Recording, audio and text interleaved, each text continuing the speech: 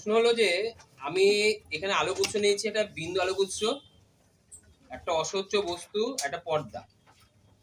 তাহলে দেখতে পাচ্ছি যে বিন্দু আলোকগুচ্ছের সামনে যদি অস্বচ্ছ বস্তু থাকে তাহলে সেক্ষেত্রে কোন রকম উপচ্ছায়া গঠিত হয় না। উপচ্ছায়া কাকে বলা হয়? এর পাশে একটা হালকা অন্ধকারচ্ছন্ন অঞ্চল যদি সৃষ্টি হয় তখন তাকে উপচ্ছায়া বলা হয়। কিন্তু এর পুরোটাই গাঢ় অংশ, এটা পুরোটাই কি হয়েছে? ছায়া। বিন্দু আলোকগুচ্ছ হলে একমাত্র ছায়া গঠিত হয়, উপচ্ছায়া গঠিত হয় না। এবার আমি এর পরিবর্তে একটা বিস্তৃত আলোকগুচ্ছ নেব। বিস্তৃত আলোকগুচ্ছ নিলে কি হয় দেখি। দেখো, বিস্তৃত আলোকগুচ্ছ যে নিচ্ছি আমি, এই দেখো হালকা একটা গাঢ় অন্ধকার অঞ্চল সৃষ্টি হয়েছে, এটাকে বলা হয় প্রচ্ছায়া।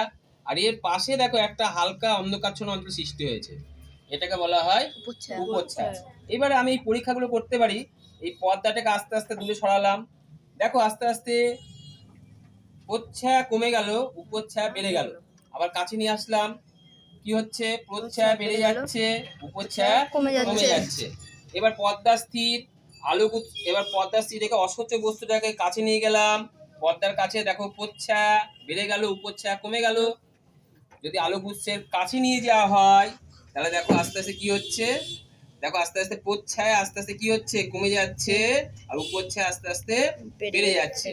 এবার আমি আলোকগুচ্ছটাকে আস্তে আস্তে কাছে নিয়ে যাচ্ছি, দেখো আস্তে আস্তে প্রচ্ছায়া কমে গেল, উপচ্ছায়া বেড়ে গেল। আবার দূরে নিয়ে যাচ্ছি আলোকগুচ্ছটাকে, প্রচ্ছায়া বেড়ে গেল, উপচ্ছায়া কমে গেল। বুঝাতে পারলাম?